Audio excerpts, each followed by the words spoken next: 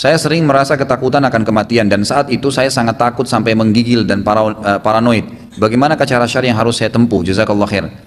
Jadi mati itu, fahamilah saudaraku, adalah sebuah pintu yang harus dilaluin untuk menuju ke akhirat. Akhirat itu apa? Tempat abadi, janji dari amal yang kita lakukan. Jadi kita sholat, puasa, bakti dengan orang tua, haji, umrah, sedekah, semua yang kita kerjain ini, itu kita akan lihat hasilnya. Pasti kita lihat hasilnya.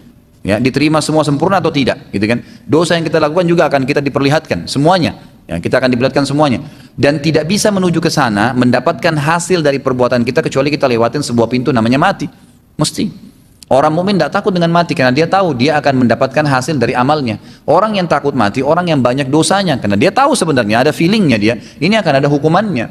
Ini akan ada hukumannya. Kalau ada perasaan Anda tentang kematian itu sebuah tanda keimanan, itu sangat baik. Sangat baik, gitu kan? Anda tinggal minta kepada Allah Subhanahu wa taala agar bisa ya dipertahankan itu dan Allah Subhanahu wa taala tuntun agar dialihkan ke masalah ibadah. Dan itu sudah umum ya, para ulama salaf kita seperti Utsman bin Affan radhiyallahu anhu pernah membaca ayat tentang kuburan, ya kan?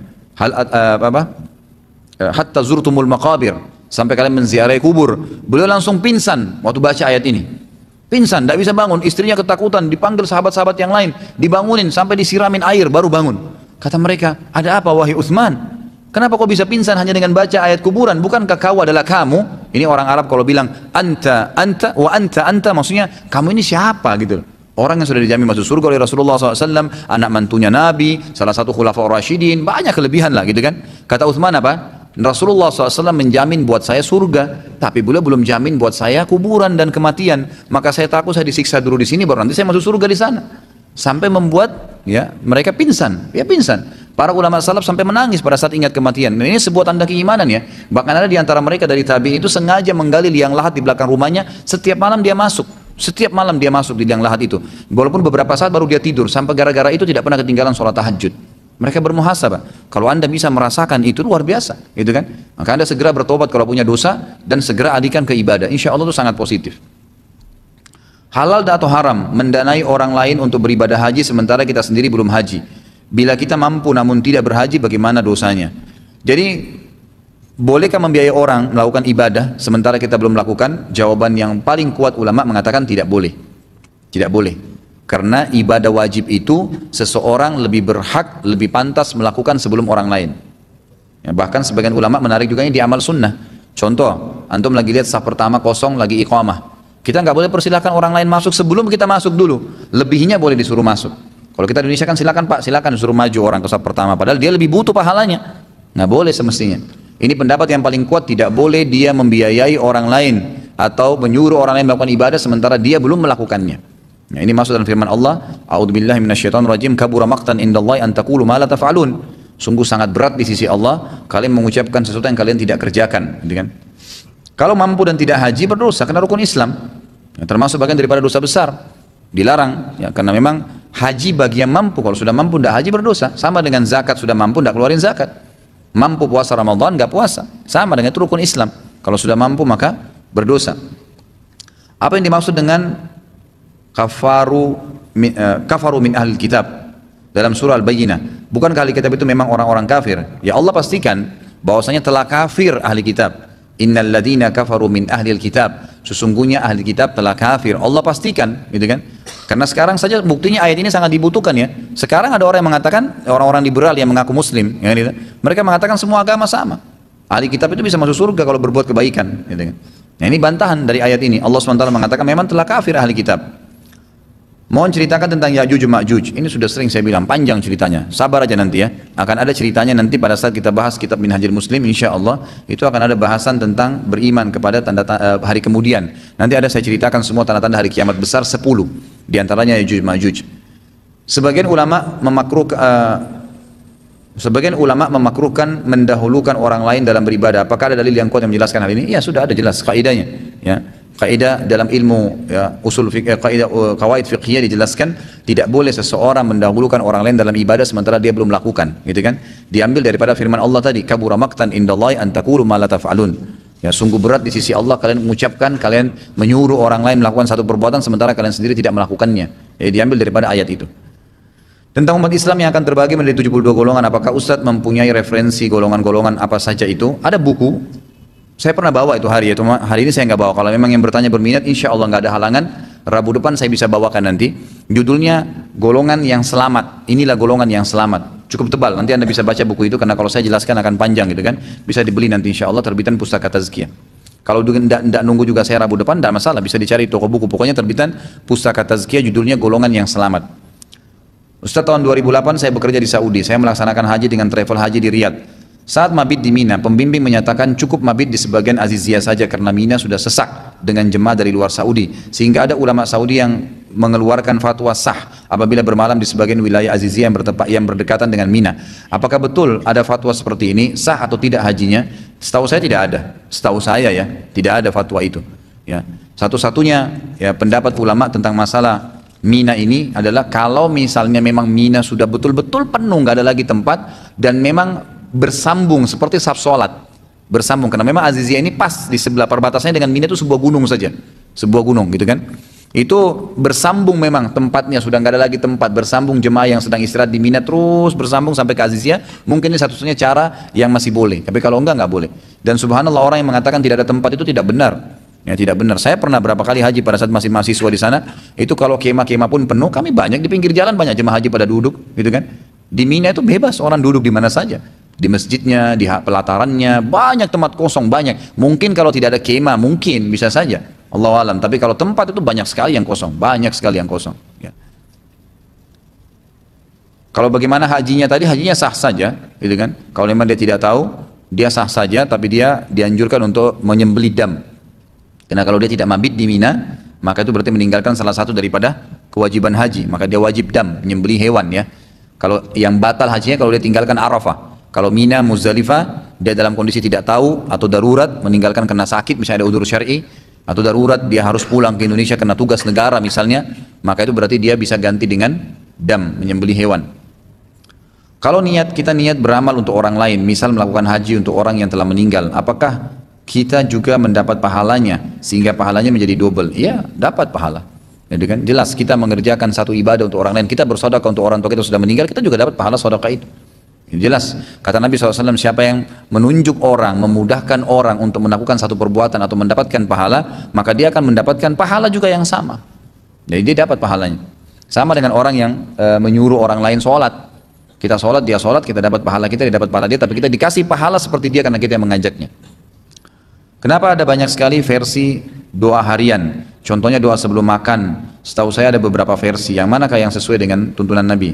Kalau tidak salah dengar, saya pernah dengar ada kesalahan saat menukil doa sebelum makan dari kalimat doa sebelum bersetubuh. Benarkah Ustaz?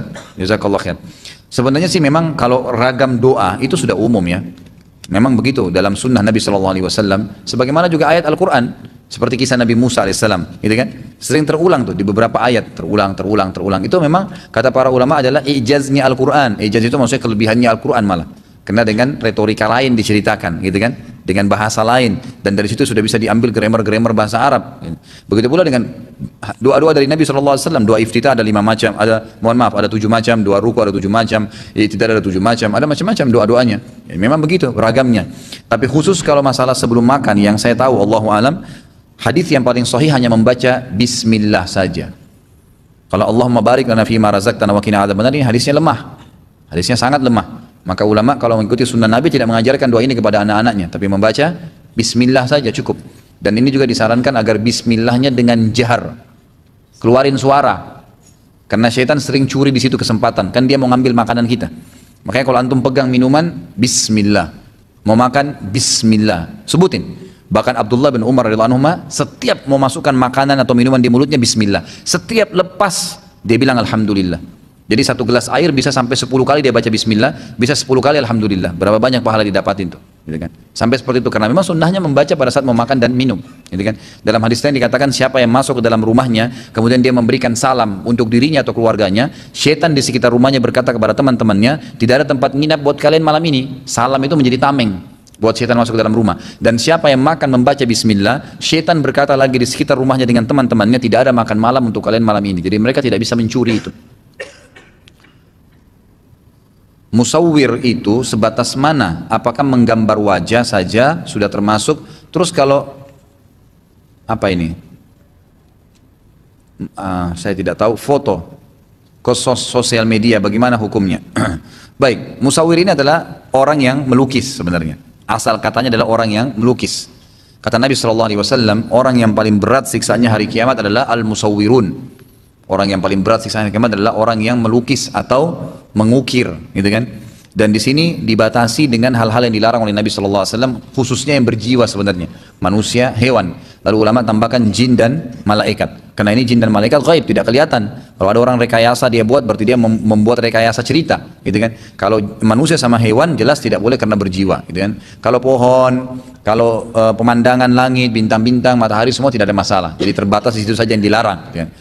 Tinggal, jadi ini sama ya, melukis manusia, ya, membuat patung, ini semua masuk dalam kriteria yang dilarang. Tinggal khilaf di ulama tentang masalah foto.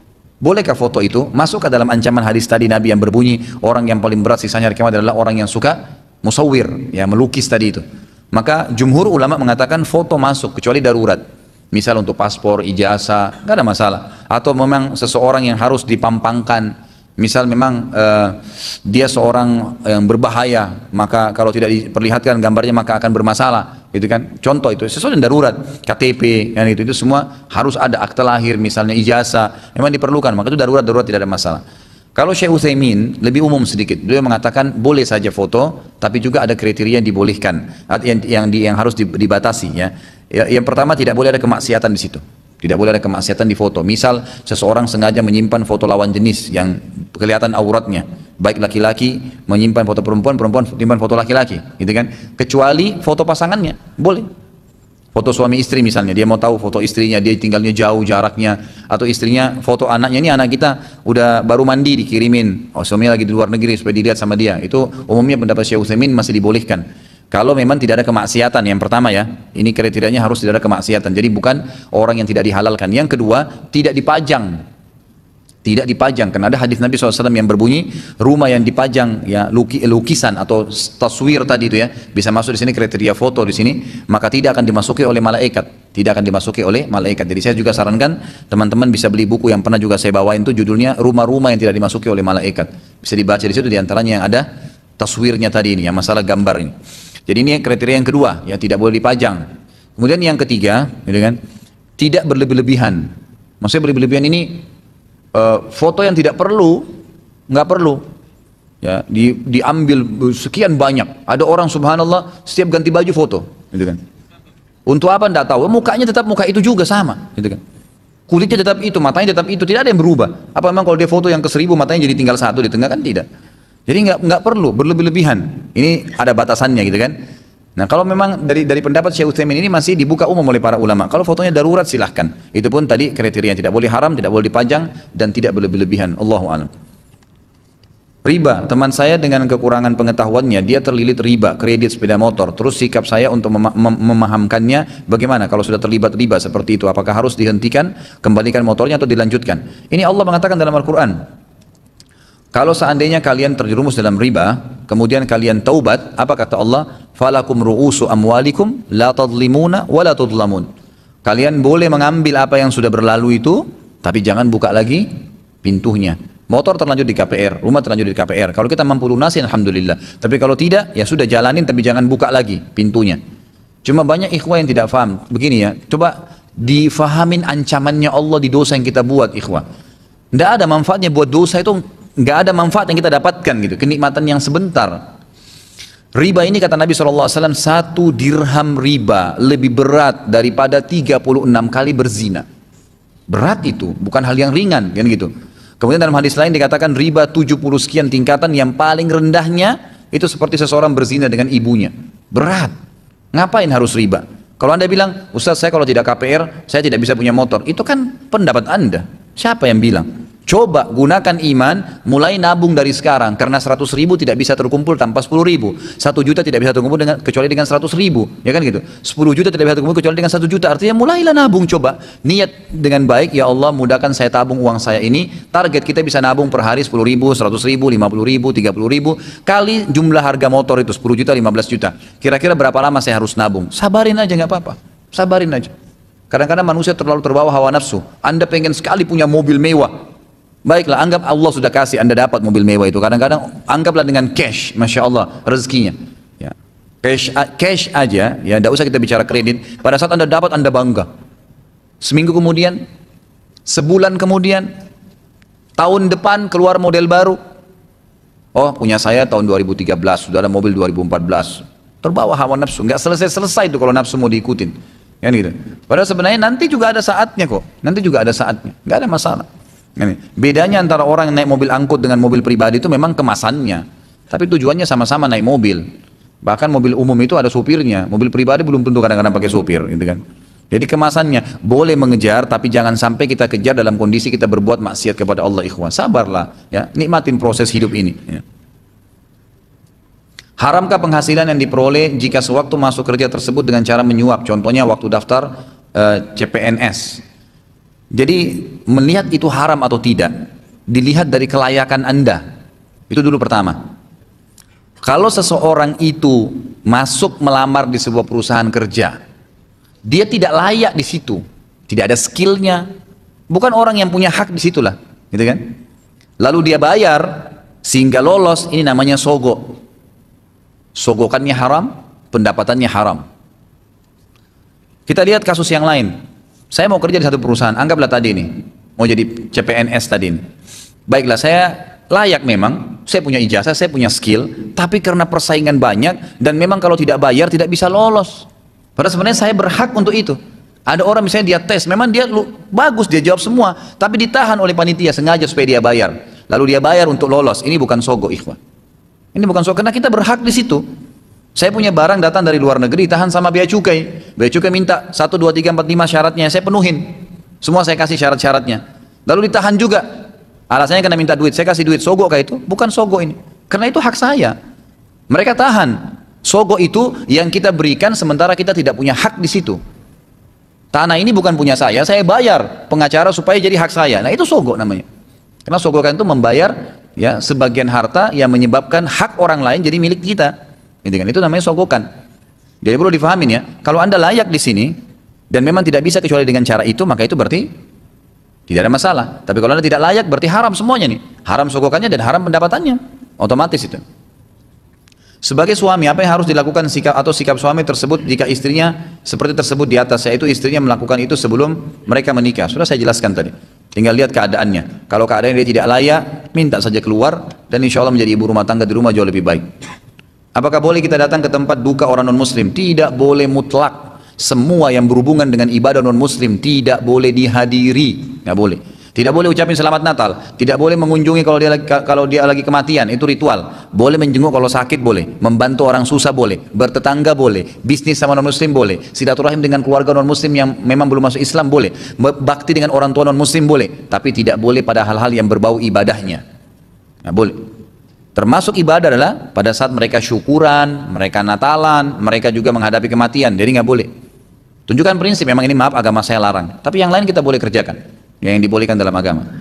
Ketika azan, apakah boleh kita sholat sunnah atau membaca Al-Quran atau ngobrol? Sholat sunnah memang malah dianjurkan. Kalau azan ya, lagi azan boleh saja, nggak ada masalah. Tapi dianjurkan oleh para ulama agar tidak kehilangan pahala mendengarkan azan dan menjawab muadzin, maka dianjurkan dia tunggu dulu. Tapi sahkah sholat sunnahnya kalau dia lagi sholat sementara azan? Sah saja. Cuma dia rugi kan? Karena kata Nabi SAW, kalau kalian dengarkan muadzin, ucapkan apa yang diucapkan oleh muadzin itu. Kan kita dianjurkan ya. Dalam hadisnya juga dikatakan siapa yang membaca asyhadu an la ilaha illallah wahdahu la syarika lahu wa asyhadu anna muhammadan abduhu wa rasuluh. Pada saat dia dengarkan azan, dia tambah lagi setelah 2 kalimat syahadat, raditu billahi rabba wa bi muhammadir rasula wa bil islami dina. Ridha Allah, kemudian Nabi Muhammad SAW baru Islam, gitu kan. Kalau zikir pagi kan dibalik ya. Raditu billahi rabba wa bil islami dina wa bi muhammadin SAW nabiyyan wa rasula. Tapi Nabi Muhammadnya di tengah-tengah. Asyhadu an la ilaha illallah wahdahu la syarika lahu wa asyhadu anna muhammadan abduhu wa rasuluh raditu billahi rabba wa bi muhammadir rasula wa bil islami dina. Diampuni dosanya yang telah lalu. Ya, Anda sholat sunnah gimana cara bacanya? Jadi makanya diucapin dulu muadzin. Tapi sahkah sholatnya? Sah. Kalau ngobrol juga sama, boleh saja, nggak apa-apa. Asal dia bisa menjawab muadzin, ya boleh saja. Itu nggak ada masalah, nggak ada yang melarang. Membaca Al-Quran, tapi saya sarankan fokus aja dengar. Fokus dengar, itu juga ada pahala. Apakah membiarkan orang lain tanpa menyebut atau memberitahu namanya termasuk ghibah? Kalau tadi saya sudah katakan ada kriteria yang dibolehkan. Ya? Jadi keluar daripada ini nggak boleh, nggak usah. Untuk apa? Nggak usah sibukkan diri dengan aibnya orang lain, nggak ada manfaatnya. Ustaz, saya mau beli buku, adakah? Buku apa ini yang mau dibeli? Kalau pas judulnya ada mungkin ada saja. Ustadz, apa itu takwil mimpi? Takwil mimpi itu, takwil berarti menafsirkan mimpi.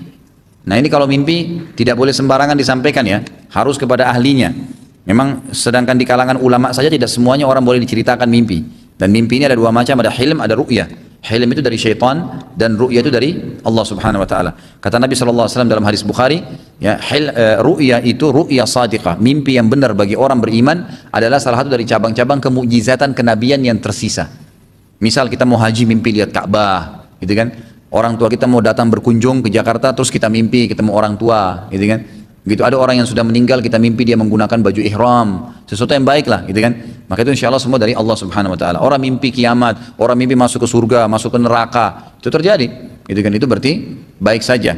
Nah, kalau hilm ini dari syaitan. Syaitan ini yang puncak-puncaknya itu mimpi junub. Jadi kalau teman-teman laki-laki suka mimpi junub jangan anggap prestasi itu. Ya. Itu dari syaitan. Ya. Dari mana? Dari syaitan. Nabi SAW tidak pernah mimpi junub. Ya. Yang bujang-bujang nikahlah cepat.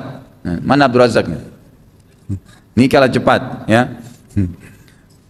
Ustaz, bagaimana menjelaskan kepada teman saya tentang hukum musik karena dia menganggap musik dibolehkan, yang menjadi dasar dia adalah apa ini? Mukhtar yang merupakan cikal bakal marching band digunakan oleh apa ini? Sultan Muhammad Fatih untuk menjadi pembagar semangat saat perang. Saya tidak pernah temukan tuh kalau ada di kisahnya Sultan Fatih ada menggunakan drum band, gitu kan? Belum pernah ada itu. Di kisah Utsmaniyah tidak ada itu, tidak dibenarkan. Ya, yang ada memang mereka menggunakan takbir, itu memang selalu menggunakan takbir, gitu kan. Mungkin ada yang sifatnya bendera diangkat, nah itu umum. Gitu. Tapi kalau ini Allah alam tidak ada, setahu saya.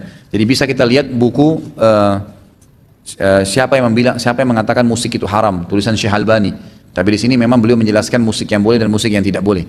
Kalau musik yang boleh itu adalah memukul gendang dari kulit hewan di acara perkawinan dan Idul Adha, Idul Fitri khusus perempuan. Selain itu nggak boleh. Nah, selain itu tidak boleh. Ini memang dijelaskan di dalam hadis Bukhari, gitu kan. Dan subhanallah, ikhwah mungkin jangan kaget kalau masih biasa dengar musik ya. Musik itu tidak bisa ketemu dengan Al-Quran. Kalau Anda biasa dengar musik, maka pastikan Anda akan jauh dari Al-Quran. Sebaliknya, Anda tinggalkan musik, hatinya terbuka untuk Al-Quran. Jadi ini sudah bisa menjadi pencernah ya supaya bisa jelas. Benarkah jodoh kita ini cerminan dari kita? Tapi ada atau sering jodoh itu misal apa ini? Si laki-laki rajin ibadah dan istrinya tidak rajin. Sebenarnya tidak ya, karena jodoh itu takdir ikhtiar. Ikhtiar Anda. Allah SWT memberikan Anda kesempatan untuk memilih. Boleh milih. Ya. Dan kita disuruh kriteria, pilihlah orang yang soleh, laki-laki soleh bagi perempuan dan perempuan solehah bagi laki-laki. Itu dianjurkan. Kalau Anda pilih keluar daripada ini, berarti pilihan Anda sendiri, takdir ikhtiar Anda. Ya, berarti bukan cerminan, itu kan pilihan. Jadi tidak bisa jadi tolak ukur, oh kalau saya soleh, berarti nanti otomatis saya akan dapat perempuan solehah. Enggak, itu tergantung pilihan kita, masuk dalam ikhtiar. Tapi Allah pandu, Allah tuntun untuk mencari orang yang baik dan soleh. Jadi bukan tidak benar kalau dikatakan cerminan. Kita sampai jam 9 ya, masih ada 4 menitan. Keutamaan istighfar seperti Allah akan berikan jalan keluar setiap ada kesulitan. Allah berikan penyelesaian setiap mengalami masalah dan Allah berikan rezeki dari tempat tidak sangka-sangka. Hadis sahih riwayat Abu Daud. Redaksi bacaan istighfarnya seperti apa dan bagaimana mengamalkannya? Astagfirullah wa atubu ilaih, itu yang paling ringkas. Pokoknya astagfirullah wa atubu ilaih, ini yang paling umum diamalkan oleh para ulama. Dan ini yang sudah pernah saya sebutkan dalam kisah Imam Ahmad. Gitu kan? Tapi kalau mau yang lengkap ada hadis sahih yang berbunyi, siapa yang membaca astaghfirullahil azim alladzi la ilaha illa huwal hayyul qayyum wa atubu ilaih, ada hayyul qayyumnya ya. Ini disebutkan oleh para ulama dalam bahasan asma' wa sifat, nama-nama dan sifat-sifat Allah. Salah satu nama-nama Allah dan sifat Allah yang kalau dipakai bisa diijabah doa itu adalah Hayyul Qayyum. Di sini dikatakan astaghfirullahal azim alladzi la ilaha illa huwal hayyul qayyum wa atubu ilaih, akan diampuni dosanya walaupun sebanyak buih di lautan. Ini termasuk istighfar yang paling lengkap, gitu kan? Tapi kalau Anda buru-buru bisa tadi astagfirullah saja, wa atubu ilaih itu dibaca 170 sampai 100 kali dalam sehari. Anak akhwat mau tanya, jika kita menerima beasiswa atau pelatihan di luar negeri yang biayanya dari negara asing non muslim seperti di Eropa, Amerika, hukumnya bagaimana? Tadi sudah saya jelaskan ya. Apalagi akhwat, ya. Cari ikhwah lah menikah dan tinggal di Indonesia. Ya. Apa doa untuk menghilangkan angan-angan dan doa menghilangkan kesedihan? Ada doa menghilangkan kesedihan, ada. Kalau menghilangkan angan-angan tidak ada, tapi dengan cara ilmu syar'i. Begini ikhwah, orang mukmin itu targetnya, angan-angannya adalah akhirat. Maka seringlah baca tentang surga dan neraka. Insya Allah angan-angan dunianya hilang tuh dengan sendirinya. Itu kata kunci rahasianya. Coba dibaca tentang surga, apalagi bukunya Ibnu Qayyim yang pernah saya bawain tuh, Tamasya ke Surga. Cari tuh. Buku itu luar biasa. Baca tiap hari, jadikan rutinitas baca. Baca per bab saja, bab yang paling menarik apa. Biasanya laki-laki itu paling suka bidadari. Nah, baca tentang bidadari nggak apa-apa. Ciri-cirinya apa yang dijanjikan gitu kan. Mungkin kalau perempuan itu banyak perhiasan surga, apa perhiasan surga, istananya, permadaninya dibaca, maka itu akan membuat angan-angan kita nanti ke sana, dan itu memang benar. Jadikan target akhirat, gitu kan. Surah Al-A'raf ayat 80 dan surah Al-Isra 110 tentang perintah untuk berzikir dengan namanya dan larangan berzikir dengan Asmaul Husna. Larangan berzikir dengan Asmaul Husna karena tidak ada contohnya dari Rasulullah SAW. Ya. Saya tidak pernah tahu ini kalau dalam surah ini dilarang menggunakan Asmaul Husna, gitu kan. Yang ada malah dalam hadis yang Nabi SAW jelaskan, ya, kalau kalian gunakanlah nama-nama Allah dalam berzikir, ya, dan berdoa seperti dikasih contoh oleh Nabi SAW pada saat membaca Ya Ghafur diikutkan dengan Ighfirli, dibaca dalam doa, gitu kan. Tapi apakah itu dijadikan zikir secara khusus? Maka ini yang memang tidak pernah ada contohnya. Misalnya orang bilang dibaca Asmaul Husna, misalnya Ya Rahman, Ya Rahim, Ya Wadud, Ya Syakur, dijadikan sebagai zikir. Ini tidak pernah ada contohnya memang secara khusus, ya. Tapi kalau digunakan Asmaul Husna dihubungkan dengan doa, ini ada perintahnya. Bagaimana pembagian warisan apabila beberapa ahli waris sudah meninggal namun memiliki beberapa anak di mana anaknya sudah menikah? Apakah hak warisnya jatuh kepada anaknya? Jadi gini, perlu diketahui ya, menunda membagi harta warisan pada saat seseorang pemilik harta meninggal hukumnya haram. Nggak boleh. Nggak boleh. Seorang laki-laki meninggal, istrinya masih hidup, anaknya ada 5. Lalu anak-anaknya bilang, nggak usah deh kita bagi warisan karena ibu masih tempatin rumahnya. Nggak boleh. Bagi warisannya. Masing-masing tahu haknya, ibunya tinggal nggak apa-apa. Tapi sudah tahu bagian masing-masing. Kan gitu. Tidak boleh tidak. Ini biasa sering terjadi kasus sampai yang menerima warisan sudah meninggal tinggal anak-anaknya. Ini jadi masalah. Jadi nggak boleh dalam Islam, ya, tidak boleh. Dan saya sarankan teman-teman bisa ikutin pelatihan Ustadz Nidar Jabal. Itu beliau memang punya pelatihan tentang warisan, ya, tentang warisan. Cuman saya sekarang tidak terbawa. Mungkin ada nomor HP beliau. Beliau memang punya pelatihan khusus di Jakarta masalah itu, ya. Sebentar. Kalau yang mau catat nomornya silahkan. Ustadz Nidar Jabal 08788 08788 365 1173. Maaf, tidak ada siaran ulang, ya. Baik, 08788 365 1173. Kalau yang belum catat silakan ambil sama yang sudah catat. Di sini dikatakan apa? Ahli waris meninggal memiliki beberapa anak. Baik. Pertanyaan lain, saya pernah, jadi memang jatuh ke anaknya, ya. Kalau memang si fulan, misalnya tadi dia meninggal, lalu belum dibagi warisannya, lalu kemudian dia punya 5 anak, punya hak waris masing-masing.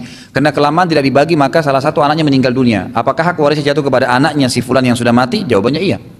Karena memang dia memiliki hak waris, kan? Memiliki hak waris. Pertanyaan lain, saya pernah mendengar bahwa Rasulullah SAW pernah bersabda bahwa kelak akan datang pejuang yang membawa panji Islam dari timur. Apakah hadisnya sahih, Ustaz? Sahih, ya, ada hadis sahih memang. Yang akan membawa panji berwarna hitam, gitu kan. Makanya sekarang banyak orang-orang yang coba membawa panji hitam dengan alasan itulah masuk dalam hadis. Padahal sebenarnya kebanyakan mereka jauh dari sunnah Nabi SAW. Ini lebih rajih pendapatnya adalah pada saat Imam Mahdi keluar nanti. Imam Mahdi keluar dari Madinah setelah Dajjal keluar, maka akan ada panji hitam yang dibawa dari Madinah, bendera hitam, ya, yang dibawa dari kota Madinah. Apakah perempuan tidak bisa mendapatkan keutamaan pahala 25 kali lipat dan dinaikkan 20 derajat sholat berjamaah di masjid, sedangkan lebih utama sholat perempuan ada di rumahnya? Apakah terbatas pada perempuan yang sudah menikah? Bagaimana dengan perempuan yang belum menikah? Bagaimanakah utama sholat di rumah bersama dengan masjid? Tetap dia dapat. Jadi begini perbandingannya, sholat sendiri perempuan di rumah lebih afdal, ya, daripada dia sholat sendiri di masjid, gitu kan? Sholat berjamaah perempuan di rumah lebih afdal daripada dia sholat berjamaah di masjid. Jadi pertemukan begitu, ya. Kalau dia sholat sendiri di masjid di rumahnya lebih afdal daripada dia sholat sendiri di rumahnya. Kalau dia sholat berjamaah di rumahnya lebih afdal daripada dia berjamaah di masjid. Pertanyaan, bolehkah perempuan ke masjid? Boleh, nggak masalah. Sabda Nabi SAW dalam hadis sahih riwayat Imam Ahmad, la tamna'u ima Allahin masajid. Jangan kalian larang hamba-hamba Allah perempuan untuk ke masjid. Boleh ke masjid, nggak ada masalah. Silakan saja, tapi tetap lebih afdal di rumah. Jadi boleh mendapatkan fadilah 25 kali lipat, 27 derajat boleh. Tanpa ke masjid pun bisa dapat kalau perempuan dengan cara berjamaah di rumah. Makanya ajaklah, ya, pembantu, teman, kerabat, siapa saja usahakan tetap berjamaah. Kalau tidak ada boleh berjamaah ke masjid. Saya menginginkan beasiswa ke luar negeri. Apa ibadah yang dapat saya lakukan selain tahajud dan istikharah? Apakah sholat hajat itu ada? Setahu saya tidak ada sholat hajat dan hadisnya lemah, tidak dipakai oleh para ulama. Jadi yang ada adalah sholat istikharah, dan istikharah itu sebenarnya sudah sama, ya, meminta petunjuk agar hajat kita itu diberikan atau ditunjukkan yang terbaik oleh Allah, A atau B, berangkat atau tidak, menikah atau tidak, ya, dan seterusnya. Jadi selain ini, ya, Anda berdoa kepada Allah Subhanahu Wa Taala, silakan Anda berdoa. Cuman yang saya ingin titik beratkan masalah keluar negerinya. Coba ya, ini saya bermusyawarah ya, memberikan jalan ide-ide gitu ya. Kalau misalnya Anda tidak keluar negeri itu, kira-kira apa yang kurang dari Anda?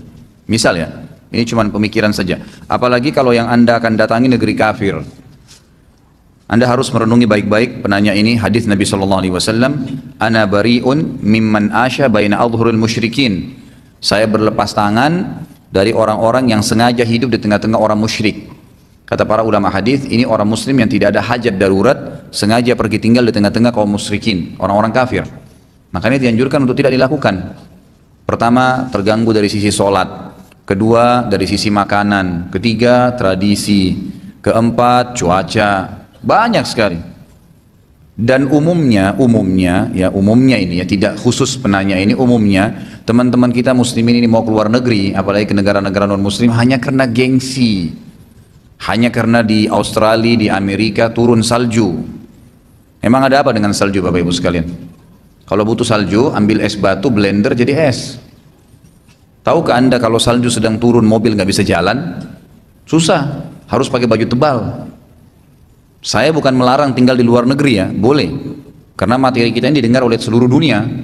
Ada teman-teman kita muslimin dari Indonesia yang kemarin hubungi saya dari Perancis, ada yang hubungin saya dari Jerman, ada yang sampai undang saya dari Australia gara-gara dengar ceramah yang kita sedang sampaikan dan diangkat di YouTube atau dianggap di-upload di web saya sehingga mereka tahu itu. Saya bukan melarang mereka tinggal, bukan, tapi saya memberikan ide. Kalau tidak ada sesuatu yang darurat, maka tinggallah di negara Islam. Kan itu. Jauh lebih baik. Sisi makanan. Kata para ulama, siapapun yang Allah mudahkan lahir di sebuah tempat, kayak kita ini semua lahir di Indonesia. Karena Islam tidak melihat ini turunan Arab, ini turunan bule, ini turunan Afrika, ini turunan Melayu. Nggak ada dalam Islam, ini negara saya. Saya muslim, dimanapun buminya Allah saya hidup. Siapapun yang lahir dari anak Adam di satu lokasi, maka Allah memang sudah pilihkan itulah yang terbaik buat dia. Mesti difahamin nih. Makanannya, emang kita orang Indonesia nih yang cocok tempe, sayur asam, gado-gado, emang gitu. Emang sudah itu makanan kita yang cocok buat kita. Bolehlah sekali-kali makan keju nggak masalah, gitu kan? Tapi kalau kita mau paksakan diri seperti teman-teman kita orang bule makanannya, tiap hari makanannya burger, hotdog dan yang lainnya, itu susah nantinya. Emang bukan begitu. Adat, tradisi. Emang kita biasa di Indonesia saling santun, tetangga sama-sama baik, gitu kan? Pamit kalau mau jalan. Sampai saya waktu di Saudi itu sempat teman-teman saya yang di Madinah bilang sama saya, ini orang Indonesia luar biasa akhlaknya ya. Saya tanya kenapa? Dia bilang kalau disuruh antri, antri semua. Dia tidak tahu di Indonesia ini kadang-kadang keras kepala kalau di sini kan. Karena cuma orang kita ini kan kalau antri-antri, dia ngoceh, tapi ngoceh di dirinya sendiri gitu kan. Kalau orang Arab kan sampaikan, kenapa kau suruh saya antri misalnya? Ini enggak, kan orang kita disuruh antri, ya antri gitu kan. Tenang-tenang saya, tapi memang dia ngerutu, tapi tidak kelihatan gitu kan. Terus dia bilang, masa dari masjid, kalau mau lewat tunduk di depannya orang, kita kan pamit. Bayangin tuh kadang-kadang orang kita dari Indonesia ini kalau dari kampung-kampung di Masjid Nabawi, dari masjid, dari pintu ke pintu sana kan jauh sekali jaraknya. Itu dia tunduk dari situ sampai ke sana. Jadi orang-orang sana bilang, ini baik sekali orang Indonesia ini, hormat betul sama orang gitu kan. Ya memang itu tradisi kita, kalau tradisi itu tidak bertolak belakang dengan Islam tidak ada masalah gitu kan. Memang sudah seperti itu, kita memang peduli dengan tetangga. Orang-orang kalau tinggal di negara-negara barat, itu memang teman tetangganya memang nggak tahu menahu sendiri-sendiri gitu kan. Makanan, tradisi, pakaian, cuaca, banyak sekali pertimbangan-pertimbangannya. Dan yang paling penting masalah ibadahnya nih. Di Indonesia ini kalau Jumat, gitu kan? Jam 12.10 azan, jam 12 kita keluar masih dapat Jumat nggak? Masih dapat, minimal dapat pahala telur. Sudah tahu ya? Siapa yang datang di awal waktu sama dengan sedekah dengan unta, yang waktu kedua seperti sapi, waktu ketiga seperti kambing, waktu keempat seperti ayam. Sebelum khatib naik di atas mimbar, yang datang dapat pahala telur. Kalau khatib sudah naik di atas mimbar, kata Nabi SAW, malaikat tutup bukunya, pahalanya sudah nggak ada lagi. Gitu kan? Dapat pahala sholat Jumat, tapi pahala sedekah seperti tadi itu tidak ada lagi. Di Indonesia itu kita keluar jam 12 siang masih dapat tuh. 10 menit masih bisa, sebelah rumah. Macet, sering saya tekankan jemaah-jemaah saya ya. Macet, baik, kalau macet gimana Ustaz? Sholat saya di Indonesia ini alhamdulillah kelebihannya gang demi gang ada musola, ada masjid, tinggal mampir, sholat dulu baru jalan gitu kan. Kalau di negara-negara sana ada beberapa yang saya sudah datangin, susah cari masjid, jauh, susah. Masjidnya pun kemarin saya di Australia itu nggak boleh ada suara azan keluar, nggak boleh.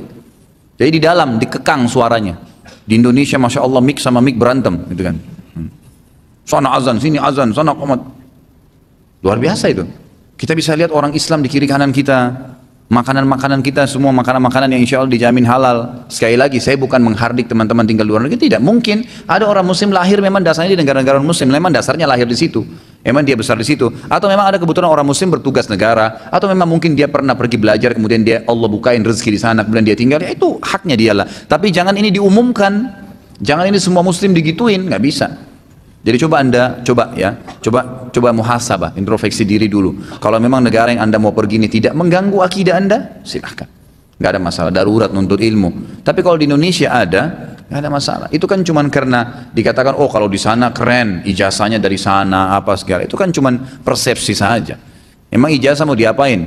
Ijazah saya, ya semenjak saya tamat dari Madinah, kemudian saya lanjutin pasca sarjana, sekarang di lemari ditaruh. Selesai, oh iya dulu saya punya ijazah ini, udah selesai. Nanti darurat perlu difotokopi sekali-sekali, sih ditaruh. Itu yang orang banggain tuh, apa yang mau dibanggain? Selembar kertas, gitu kan? Nggak ada sesuatu yang istimewa. Apakah orang kalau tidak punya ijazah, kemudian tidak ada rezekinya? Saya ingin tanya coba, jemaah sekalian, tetap ada rezekinya ya. Salah kalau ada orang mematok rezeki itu datang dengan ijazah, keliru itu. Karena dari zaman Nabi Adam alaihissalam sampai baru berapa ratus tahun yang lalu saja ini ceritanya, itu baru ada istilah ijazah. Sebelumnya nggak ada. Orang belajar melantai, belajar dari temannya, dari orang tuanya, nggak ada ijazah khusus gitu. Mereka hidup tuh miliaran orang, makan, minum, tidur, menikah, punya keturunan, bahagia, sakit, sehat. Memang begitu sunnatullah. Jangan kurung diri Anda di bingkai yang Anda buat sendiri. Saya kalau tidak tamat jadi sarjana saya nggak bisa makan. Siapa yang bilang? Itu dia sendiri. Kenapa Anda waktu di rahim ibu Anda tidak pernah berpikir begitu? Waktu kita masih kecil di rahim ibu cuma tahu ambil saripatinya ibu kita. Ibu kita setengah mati ngunyah, kita tinggal ngambil aja. Waktu kita kecil nangis-nangis, ayah ibu beliin saya permen, kita nggak mau tahu dari mana uangnya. Kenapa? Sekarang sudah besar ketakutan. Kan gitu, harus berpikir yang normal. Kata Nabi SAW, al-arzaku maksuma, rezeki sudah dibagi. Memang benar, boleh menambah rezeki. Bukan tidak boleh. Boleh mencari prestasi dunia, silahkan, tidak ada masalah. Tapi jangan prestasi itu mengurung kita di sebuah bingkai hidup yang kita buat sendiri. Kesannya kita nggak bisa lagi dapat pendapatan, nggak bisa lagi hidup, nggak bisa lagi begini kalau nggak punya ijazah. Dengar nggak kemarin informasi waktu pembagian zakat di Jawa Timur, salah satu pengusaha beras atau apa itu muslim, nggak ada ijazahnya tuh, bisa bagi zakat berapa miliar tuh zakatnya dia. Orang yang mungkin S3 di Jakarta belum tentu punya harta seperti dia. Ada tuh fakta lapangan, gitu kan? Sekali lagi saya bukan meredam Anda untuk mengejar prestasi, silahkan, Islam boleh. Itu kan S2, S3 silahkan jadi profesor, kalau ada S4 kejar, gitu kan. Anda boleh silahkan, gitu kan. Sudah punya istri satu mau dua boleh, tidak ada masalah. Hilang ngantuknya di bawah bapak kalau ngomong gini. Sudah dua boleh tiga, tiga boleh empat, jangan lebih empat. Empat jadi lebih dari empat jadi kafir nanti. Sampai empat masih mukmin. Punya anak satu mau punya dua, mau punya tiga silahkan. Punya usaha satu mau kembangin lagi silahkan. Tapi semua itu ya sifatnya memang yang dalam koridor hukum syar'i yang tidak melanggar. Jadi silahkan Anda boleh berdoa kepada Allah SWT, istikharakan, minta petunjuk sama Allah. Kalau hati Anda tenang silahkan. Ya, tapi kalau untuk tinggal ini perlu jadi bahan pertimbangan. Apakah mengacung telunjuk saat syahadat di duduk tahiyat itu tidak ada dalilnya? Ada dalilnya, hadis sahih. Mengacungkan jari, telunjuk itu ada dalilnya, hadis sahih. Di mana Nabi SAW kata para sahabat mengangkat telunjuk beliau SAW pada saat tahiyat, gitu kan. Cuma khilaf di antara ulama, apakah diangkat pada saat tasyahudnya, pada saat asyhadu an la ilaha illallah atau dari awal. Ini khilaf di antara ulama, gitu kan. Karena memang tidak ada hadis secara khusus menyebutkan bahwasanya Nabi SAW angkat pada saat syahadat. Ya. Dan Nabi SAW mengangkat jari pada saat tasyahud, pada saat tahiyat, gitu kan, pada saat tahiyat. Maka Syafi'iyah mengatakan pada saat asyhadu an la ilaha illallah mengangkat jari. Tapi kalau Syekh Albani sekarang sesuai dengan mazhab Hanabila mengatakan bahwasanya dari awal mengangkatnya, dari awal mengangkat jari. Tapi dalilnya semua jelas. Ya, Anda boleh penanya kembali kepada buku sifat salat Nabi ditulis oleh Syekh Albani dan dalilnya panjang lebar situ. Pendapat-pendapat ulama disebutkan. Alhamdulillah bukunya juga murah. Mungkin di bawah 40.000 harganya. Apakah ada anjuran berwudu setelah makan makanan yang tersentuh api? Tidak ada anjuran sama sekali. Boleh saja. Yang disuruh wudu lagi itu kalau seandainya orang makan daging unta. Itu memang ada hadisnya khusus hewan ini. Apa hukum mentahzir seseorang yang ilmunya lebih tinggi dari kita? Apa tahzir termasuk mengumbar aib? Ya. Tahzir ini perlu saya jelaskan dulu. Tahzir itu artinya hadara, berhati-hati. Tahdzir berarti menyampaikan kehati-hatian kepada orang lain tentang orang yang lain, gitu kan? Misal ada orang berbuat perbuatan melanggar agama, maka kita mentahdzirnya, mengingatkan dia supaya dia berhati-hati. Salah itu saudaraku, gitu kan? Tidak boleh. Begitu tahdzir namanya. Atau kalau ada orang akan menyebarkan satu perbuatan buruk, seperti saya kasih contoh, misal dia mau merampok, dia mau membunuh, lalu kita tahdzir, ingatkan dia, dan kita ingatkan juga muslimin atau aparat keamanan agar jangan sampai kena bahayanya dia, itu juga tidak ada masalah, kan gitu. Walaupun dia orang berilmu, bukan berarti orang lebih pintar ilmunya kemudian kita tidak bisa ingatkan, boleh diingatkan, tapi ada adab-adabnya ya, ada adab-adabnya. Itu bukan menyebarkan aib, asal memang tahdzirnya disampaikan kepada si pelaku dulu. Kalau si pelaku ini sudah diingatkan gak mau dengar dan ternyata dia bisa membahayakan muslim yang lain, maka muslim yang kita kenalin diingatkan, gitu kan. Misal ada seseorang akan bisnis, si A mengajak si B bisnis, kemudian si B nggak kenal si A. Dia tanya kepada saya, itu si A gimana sih diajak saya bisnis? Lalu saya tahu si A ini siapa? Mungkin suka menipu, suka utang nggak bayar. Lalu saya bilang, setahu saya dia utang nggak bayar, dia bisnis nggak sukses gitu. Pernah. Ya, itu terserah kamu setelah itu. Nah itu tidak ada masalah. Itu termasuk dalam bab tahdzir sebenarnya, ya, menyampaikan kehati-hatian. Itu masih boleh-boleh saja, tapi ada adabnya ya. Nah yang banyak di Indonesia ini tahdzir bukan pada tempatnya. Cara mentahdzirnya itu, ustadz itu salah, si fulan itu salah, si fulan itu apalagi kalau sampai kafir, wah ini bahaya nih kan gitu. Nggak boleh itu, nggak boleh. Datang kepada dia, sampaikan empat mata dengan dia, gitu kan. Ini sudah sering ditanya apa hubungan ustadz dengan Ustadz Syafiq Basalamah, ya sama-sama muslim, ya. Dan kebetulan sama-sama Basalamahnya, gitu kan. Memang saya sampai sekarang belum tahu apakah ada hubungan kerabat atau tidak. Ya. Tapi insya Allah sama-sama muslim dan cukuplah itu ya jawabannya. Adakah doa khusus dari seorang anak kepada orang tuanya yang sudah meninggal agar amal mereka terus berjalan? Apakah mengirim ayat-ayat Al-Quran, surah Al-Fatihah, Yasin dan lain memiliki dalil yang sahih? Jadi mendoakan, umumnya adalah mendoakan. Sebagaimana sabda Nabi SAW, kalau anak Adam meninggal dunia terputus amalnya kecuali dari 3 sumber, gitu kan? Sedekah jariyah, ilmu yang bermanfaat, atau anak saleh yang mendoakannya. Jadi mendoakan. Nah, ini doa adalah sesuatu yang paling baik, paling positif. Dan Nabi SAW juga mengatakan, ya siapa yang mendoakan saudaranya muslim, maka dia akan mendapatkan untuk setiap muslimnya 1 buah pahala. Makanya sering saya bahasakan Bapak Ibu sekalian, usahakan setiap hari panen pahala miliaran hanya dengan doa Allah maghfir lil muslimina wal muslimat wal mu'minina wal mu'minat al amwat innaka samiu qadir hajat. Itu dianjurkan untuk disampaikan agar dapat pahala. Kalau jumlah umat Islam 3 miliar, 3 miliar pahala. Doain mereka, ya doain orang tua. Itu yang pertama. Yang kedua, boleh bersedekah buat mereka, ya orang tua kita. Misalnya ada masjid lagi dibangun, kita titipkan uang di situ, niatkan untuk orang tua. Tidak usah sebutin dengan lisan, niatkan dalam hati, Allah sudah tahu. Sedekah jariyah. Atau kalau dia punya ilmu yang pernah dia sampaikan, adab, akhlak, tata kerama, mungkin akhwat kita di belakang sana diajar ibunya buat menu masakan, lalu dia masak, lalu dia sebarin menu ibunya itu diajarin ke teman-temannya. Ilmu yang bermanfaat itu juga akan menjadi jariyah buat dia. Kemudian boleh juga haji dan umroh. Boleh juga haji dan umroh sebagaimana dijelaskan dalam hadis-hadis yang sahih. Seorang sahabat berkata, ya Rasulullah, orang tua saya, ayah ibu saya sudah tidak bisa lagi perjalanan, udah tua, ada yang riwayatnya mengatakan sudah meninggal. Bolehkah saya berhaji dan umroh untuknya? Kata Nabi SAW, boleh, gitu kan? Dibolehkan. Tapi kalau mengirim Al-Fatihah, Yasin ini belum pernah ada dalilnya. Belum pernah ada dalil. Jadi tidak pernah ada dalil yang disebutkan oleh Nabi SAW. Nabi mengatakan Al-Fatihah untuk ahli Badr, Al-Fatihah untuk ahli Uhud, gitu kan? Al-Fatihah untuk Hamzah, itu nggak pernah ada.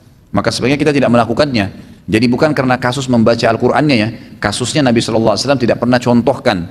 Maka kita cukup jalankan apa yang beliau contohkan, karena beliau diutus untuk menjadi suri tauladan. Untuk semua orang mati beliau cuma doakan tadi sedekah jariyah dan ilmu yang bermanfaat serta haji dan umroh. Selain ini belum ditemukan ada dalil yang membolehkan. Itu kan apalagi memilih surah-surah tertentu. Karena memang belum pernah Nabi SAW melakukan. Berarti kita tidak lebih baik daripada Nabi SAW.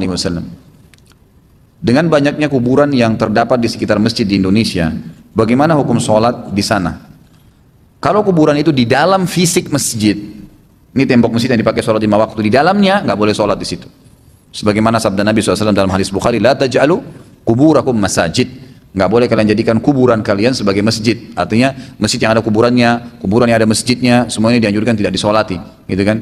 Atau kita menjadikan kuburan seperti masjid, dipakai untuk ibadah-ibadah. Yang Nabi SAW tidak contohkan. Nabi kalau ziarah kubur hanya memberikan salam dan mendoakan, titik, nggak ada yang lain. Tidak ada siram tanaman, air, tidak ada bawa bunga, nggak ada membaca Al-Quran. Memang tidak ada dari Nabi SAW. Maka wahai muslimin, ikutlah kiai dan guru kita Muhammad SAW. Kenapa harus tambah-nambah gitu? Ya jangan merasa kurang, itu sudah cukup. Ya, kan? Lakukan apa yang Nabi SAW lakukan. Apakah ada batasan di belakang, di samping, di depan atau di halaman? Sudah saya jelaskan tadi. Bagaimana dengan syubhat yang mereka samakan dengan Masjid Nabawi? Beda. Masjid Nabawi itu asalnya kuburannya Nabi bukan dalam masjid, di luar memang, rumah dan masjid. Cuma dengan perluasan wilayah dan Madinah sangat terbatas, ya, maka masuklah dalam perluasan masjid, gitu kan? Masuk, dan memang ulama sepakat mengatakan kalau masjid itu dasarnya dibangun untuk kuburan, mutlak masjidnya harus dibongkar. Sekali lagi ya, kuburan dibangun khusus, masjid dibangun khusus untuk kuburan, seperti kuburannya Khomeini itu di Iran. Kuburan, terus masjidnya dibangun karena kuburan itu. Nah ini mutlak nggak boleh, masjidnya harus dibongkar karena dasarnya niatnya bukan karena Allah tapi karena kuburan. Nah kalau seandainya masjid dibangun duluan lalu kuburan didatangkan, kuburannya yang dibongkar, gitu kan? Kuburannya yang dipindahin, seperti itulah gambarannya. Cuma kejadian yang terjadi di kuburan Nabi SAW agak berbeda, gitu kan?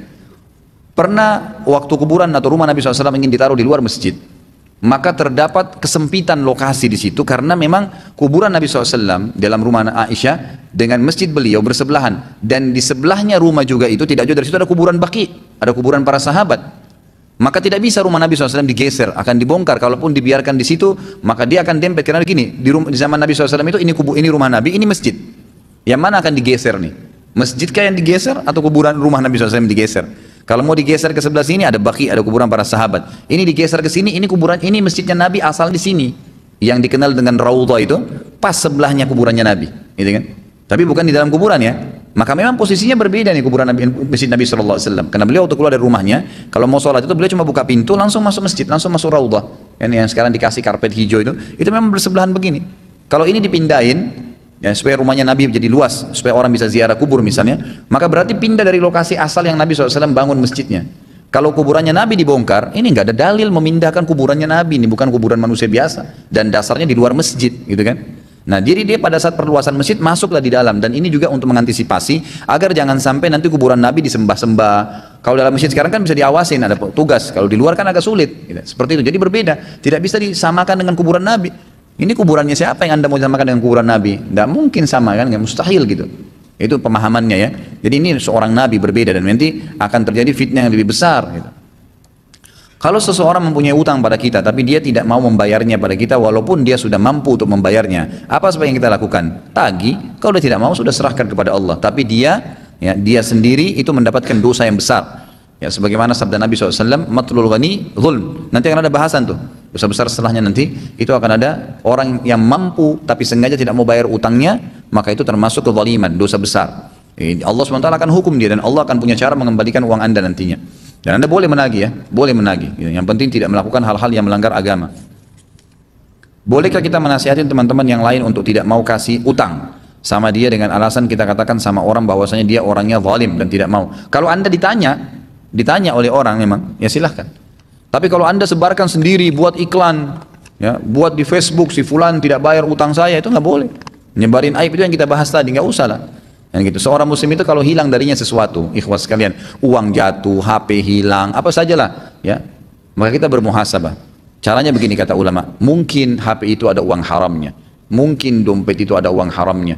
Ya mudah-mudahan ya Allah gantikanlah yang halal. Karena kadang-kadang kata ulama, kalau Allah mau seorang hamba yang patuh kepadanya, itu kan selamat dari harta yang haram untuk dia makan, Allah sengaja hilangkan dengan caranya. Kita baru terima duit, ternyata uang haram, dompetnya semua jatuh, dicuri orang, tergeletak, ya sudahlah. Mungkin ada uang haramnya, selesai, terima takdirnya Allah Subhanahu wa taala. Kata Nabi sallallahu alaihi wasallam, Allah Subhanahu wa taala berfirman, tidak ada seorang hambaku pun yang aku uji dengan sebuah cobaan lalu dia bersyukur. Dia malah mengatakan alhamdulillah. Lagi ada cobaan dan dia bersyukur, kecuali ya aku akan ampuni dosa-dosanya. Ya, atau kama qala Nabi sallallahu alaihi wasallam. Mohon penjelasan mengenai murabahah dan musyarakah dalam proses pinjam meminjam. Kalau setahu saya ya, sebatas ilmu saya, tidak ada namanya murabahah dalam pinjam meminjam, kecuali pinjamnya ini ya itu sifatnya memang investasi, dan ini tidak dinamakan pinjam sebenarnya ya. Murabahah itu diambil dari kata-kata ribah yang berarti untung, dan tidak boleh dalam Islam utang piutang diambil keuntungan darinya, tidak boleh. Ya bukan utang namanya, yang boleh investasi. Anda aja orang, nih saya mau buka usaha ini, saya nggak punya modal, mau ikut nggak? Nanti saya kasih saham sekian persen, boleh. Tapi kalau kita utangkan orang 10.000 atau 1 juta, kemudian kita katakan kamu harus kembalikan 10%-nya, atau kamu harus kembalikan 1.100.000, itu tidak boleh, riba, nah, boleh. Jadi utang piutang setahu saya ya, sebatas ketahuan saya itu tidak ada murabahah dalam utang piutang. Dan musyarakah sama juga, musyarakah itu partisipasi, bisnis partner. Setahu saya ini tidak dikenal dengan utang piutang, tapi memang bisnis. Anda ajak teman Anda untuk bisnis, baru namanya musyarakah. Musyarakah itu satu sama yang lain saling partisipasi. Ada dalam ilmu fikih kita namanya musyarakah mal bil badan, harta, yang satu punya harta, yang satu punya tenaga. Boleh, gitu kan? Saling bantu membantu. Ini punya tenaga, ini punya skill, yang ini punya uang. Disatuin itu nggak ada masalah, tinggal sepakat persentase tertentu. Bila kita meminjam uang di bank syariah dengan jaminan deposit yang ada, namun di awal akad pinjam meminjam dinyatakan secara jelas nominal cicilan tiap bulannya dengan jumlah yang tetap, dan kita sebagai peminjam tidak keberatan dengan nominal cicilan tersebut. Namun jika dikalkulasikan secara keseluruhan cicilan tersebut jika dibayarkan hingga selesai ada kelebihan dari jumlah uang yang dipinjamkan, apakah hal tersebut diperbolehkan? Terkait hal tersebut dirasakan tidak memberatkan si peminjam. Jadi di sini bukan masalah Anda setuju atau tidak setuju, tapi masalahnya haram atau tidak, gitu kan? Saya pinjam uang dari seseorang 1 juta, orang itu kasih syarat kembalikan 1.100.000 ya. Saya bilang iya nggak apa-apa deh. Apakah halal? Tidak halal, karena dasarnya itu haram dalam agama. Walaupun Anda ridho, karena kasus hutang piutang tidak boleh berbunga, nggak boleh. Kalau yang Anda maksudkan adalah ini kita masuk ke satu perbankan syariah, kemudian memang dia meminjamkan modal, memasukkan modal, seperti orang yang musyarakah tadi. Saya tetap mengatakan saya tidak setuju dengan kata-kata meminjamkan nih, tapi yang setuju adalah memang dia invest, bank syariah investasi di usaha Anda. Dia minta misalnya siupnya, TDP-nya, segala surat-surat perusahaan, kemudian laporan keuangan kita kasih. Berarti kan dia mau invest, nanti dia invest sekian, gitu kan? Maka akan disepakati keuntungan dan kerugian ditanggung bersama. Nah itu yang boleh dalam Islam. Tapi kalau di sini perbankan syariahnya tidak mau tahu misalnya Anda bisnis apa, untung atau rugi, pokoknya harus kembali modal yang dia pinjamkan, ini sama saja riba, gitu kan? Jadi tidak usah. Ada seorang non muslim, dia tidak percaya dengan agama apapun, tapi dia lebih percaya kata-kata ayahnya yang berkelakuan baik, tapi dia mengerti apa itu dosa dan tidak pernah melakukan jahat. Dan dia bertanya kepada orang Islam, apa di masjid ada Tuhan? Bagaimana pendapat Ustaz tentang di atas?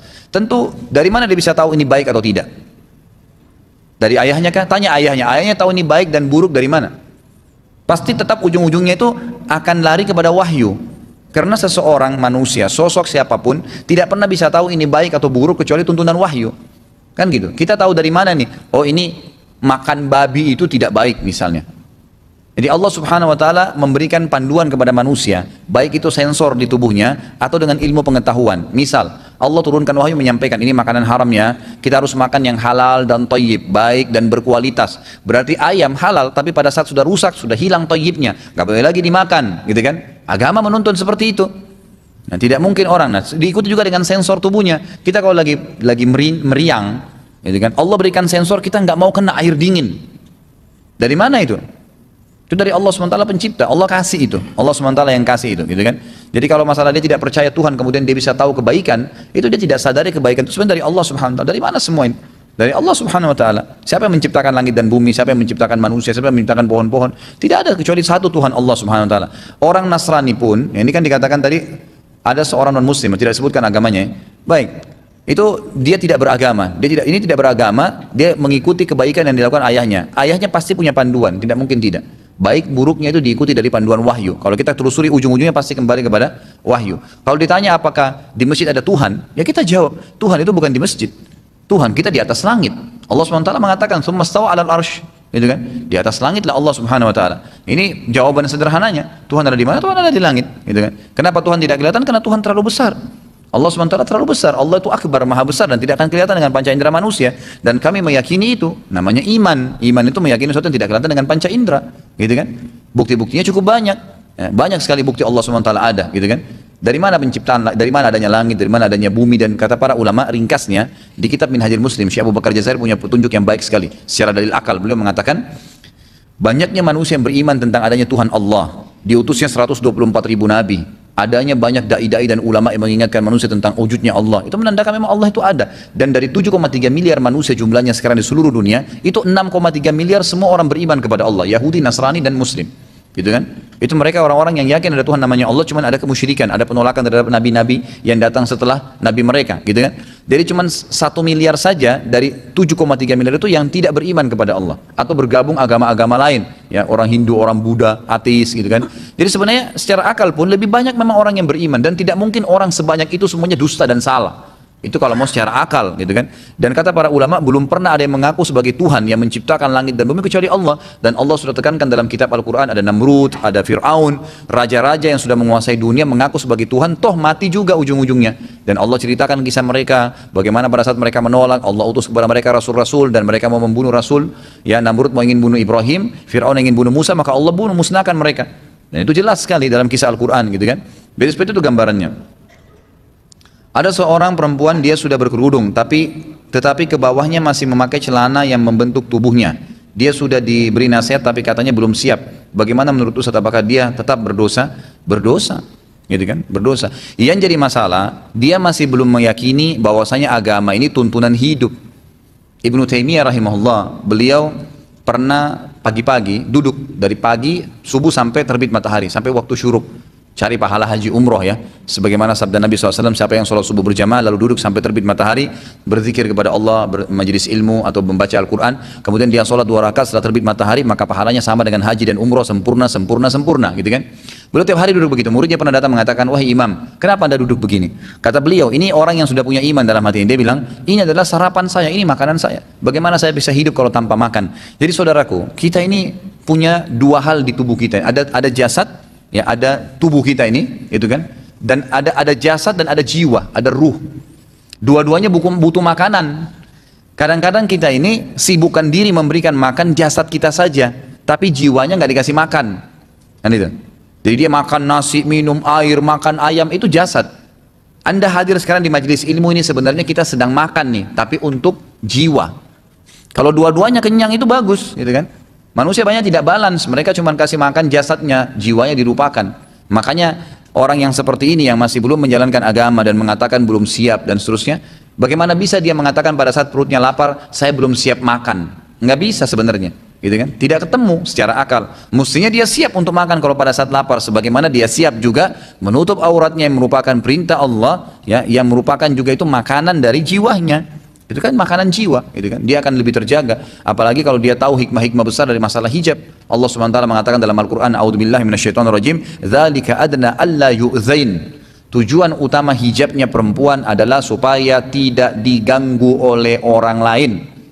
Coba kalau ada perempuan lewat pakai jilbab besar, pakai cadar, senakal-nakalnya orang yang lewat sebelahnya, mau ganggu apa kira-kira? Dia bingung, rambutnya orang ini bagaimana ya, kalaupun saya paksa buka jilbabnya jangan sampai gundul kepalanya. Nggak berani dia. Paling jauh gangguannya apa? Assalamualaikum. Itu saja. Tapi coba kalau lewat pakai celana jeans ketat, baju kaosnya ketat, pastilah diganggu, gitu kan? Jadi tujuan hijab memang itu adalah supaya tidak diganggu. Kalau sudah diganggu sudah susah itu, gitu kan? Perempuan itu sekali saja ternoda kehormatannya, setetes sperma masuk ke kelaminnya, ke vaginanya, dan pas masa subur, udah cukup, ya, udah cukup setetes sperma itu melahirkan orang seperti ya si laki-laki itu. Kalau itu orang buruk, akhlaknya tidak baik, pezina lah, pemabuk lah, dan seterusnya, maka pastikan keturunannya akan seperti dia. Makanya harus hati-hati kan? Kata Nabi SAW, takhayyaru linutafikum, hati-hati dengan peletakan benih-benih kalian. Laki-laki nggak boleh sembarangan letakkan di kemaluan perempuan, hanya karena fisik saja, mau tidak faham agama, mau tidak tutup aurat, kafir, nggak apa-apa deh, karena saya suka fisiknya. Begitu anda letakkan sperma anda, dan dia hamil, berarti dia akan menjadi ibu anak anda sampai kapanpun. Walaupun dia kafir, walaupun dia jahat, walaupun dia buruk akhlaknya, gitu kan?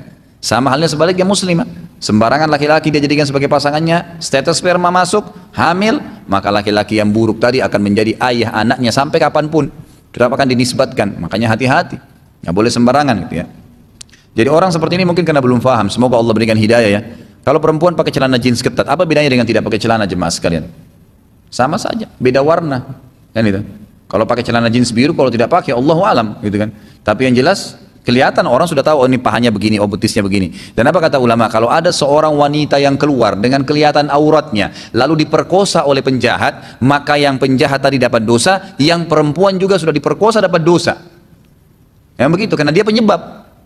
Sebaliknya kalau ada seorang wanita menutup auratnya dengan rapi, lalu diperkosa oleh penjahat, dia berusaha menolong, ini kalau terjadi, gitu kan? Maka yang memerkosa berdosa, yang diperkosa dapat pahala, karena mempertahankan kehormatannya, bukan dia penyebabnya. Jadi pahamin masalah ini. Bila sudah sakit berbaring, sudah tidak bisa bangun dan ingin sholat, apakah tetap berwudu? Apa cukup dengan tayamum? Wudu, nanti orang di sekitarnya datangkan air, ya dikasih air gitu kan. Datangkan air, nanti diusapkan. Kalau biasanya di rumah sakit itu pakai waslap ya, pakai kain yang digosok, diusap, itu cukup. Kecuali kalau nggak bisa kena air itu baru. Kalau memang lukanya nggak bisa kena air, boleh tayamum. Bagaimana status pernikahan jika wanita dalam keadaan hamil dan nisbat anak tersebut jatuh kepada siapa? Tidak sah pernikahan wanita hamil. Nggak boleh jemaah sekalian.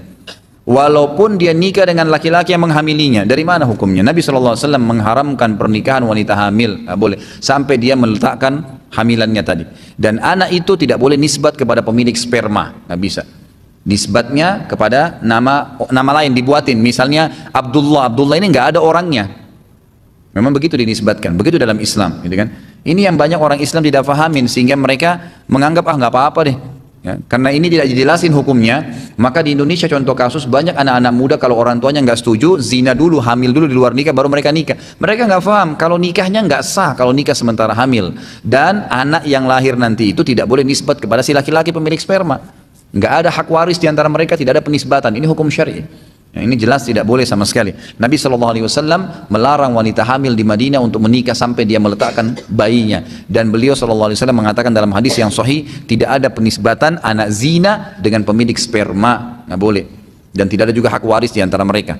Ini satu orang kita ingatkan. Mungkin ada yang bilang, kan malu Ustaz, apa boleh buat? Nggak bisa, itu konsekuensi Anda melanggar. Tidak mungkin gara-gara Anda satu orang lalu hukum Islam ini kita katakan tidak apa-apa. Ini terbuka semua orang lakukan, nggak bisa. Anda salah, anak itu jadi anak memang haram, ya sudah konsekuensinya. Dan tidak boleh terjadi, satu orang kita ingatkan dan kita hardik 10.000 orang selamat dari perbuatan itu, gitu kan? Seperti itu.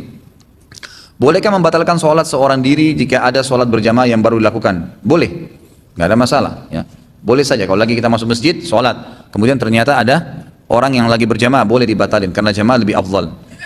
Jika dalam satu masjid terdapat dua imam berjamaah, yang dimana salah satu tidak sengaja memulai sholat berjamaah, bolehkah jamaah terakhir membatalkan sholatnya dan bergabung ke jamaah yang lebih awal? Ini sudah umum pendapat ulama, memang seharusnya begitu.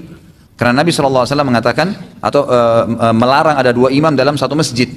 Gak boleh ada dua imam ya. Jadi tolong Bapak Ibu sekalian digaris bawahi masalah ini. Anda masuk masjid, lihat dulu sekitarnya. Kalau kita sudah masbuk ya, sudah lewat jemaah pertama, sudah selesai. Cari kalau sudah tidak ada yang berjamaah, baru Anda boleh sholat bentuk jamaah. Kalau ada maka tidak boleh. Bahkan jumhur ulama sepakat mengatakan kalau seseorang terlambat masuk ke sebuah masjid, sudah bubar jemaah pertama, kemudian dia tidak temukan ada yang menemani dia sholat jamaah, dan dia temukan ada satu jamaah yang sedang sholat sunnah ba'diyah, dia boleh menepuk pundaknya dengan niat sholat wajib dan berjamaah sama itu orang. Boleh. Dan dia yang jadi imam tetap sholat sunnah, nggak ada masalah. Ini disebutkan dalam hadis Bukhari bahwasanya ada seorang sahabat terlambat masuk ke masjid. Nabi SAW sudah salam nih, lagi zikir habis sholat. Ada satu orang terlambat mau sholat, kata Nabi SAW sebentar. Kata Nabi kepada sahabat yang sudah sholat, siapa yang mau bersedekah untuk saudaranya ini? Abu Bakar angkat tangan, saya Rasulullah. Maka Abu Bakar pun berdiri sholat dengan orang tersebut. Abu Bakar sholat sunnah ba'diyah, orang itu sholat wajib, dibolehkan. Yang penting usahakan tidak sholat sendiri kecuali darurat sekali, gitu kan? Karena itu bedanya 25 kali lipat ya. Masa satu perusahaan tawarin gaji 1 juta, yang satunya 25 juta, kita pilih yang 1 juta padahal waktunya sama, kegiatannya sama. Itulah perumpamaan sholat. Sama saja gerakannya, ngapain harus cari satu pahala, sementara kita bisa dapat 25 pahala gitu kan. Apakah kita berdosa apabila mempunyai teman homoseksual, sedangkan teman ini muslim dan baik perilakunya? Bagaimana atau cara kita untuk mendakwainya? Sebaiknya dijauhi, kalau orang sudah begini dijauhin, karena perbuatan dia adalah perbuatan kemaksiatan. Kita boleh menganggap dia sebagai saudara muslim, tapi tidak boleh menjadi sahabat. Tidak boleh menjadi sahabat. Jadi jangan Anda bilang, saya tidak terpengaruh, nggak mungkin. Tidak ada kata-kata tidak berpengaruh. Saya sudah sering kasih contoh ya. Begini rasionalnya, kalau Anda tidak merokok, nggak usah bicara homoseksual. Minimal nanti dia akan cerita, minimal. Dan Anda akan dengar, minimal mengetahui kisahnya. Bukan mustahil syaitan akan tunggangi. Kalau saya tidak merokok, saya berteman dengan 10 orang perokok. Hari pertama, hari kedua, saya akan mencium baunya.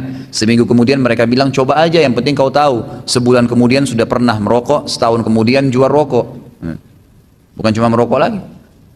Terpengaruh pasti teman-teman komunitasnya. Kita kalau tidak bisa mengaji baca Quran, bodoh sekali, huruf hijaiyah pun tidak tahu. Teman kita 10 orang penghafal Quran, tiap hari bicara tentang surah An-Nisa di murajaah, kemudian sebab nuzulnya, hukum-hukumnya, nasikh dan mansukhnya, banyak berhubungan dengan Al-Quran dipelajari. Kita hari pertama, hari kedua malu. Seminggu mulai belajar huruf hijaiyah, sebulan bisa ngaji, setahun hafal Quran bersama mereka. Komunitas penting. Manusia ini makhluk yang paling pekah ya. Kalau antum lagi jalan dengan teman-teman bilang begini, aduh saya mau kencing, kita tiba-tiba mau kencing juga, itu biasa. Pekah memang begitu. Jadi sudah seperti itu, jadi jangan bilang tidak terpengaruh.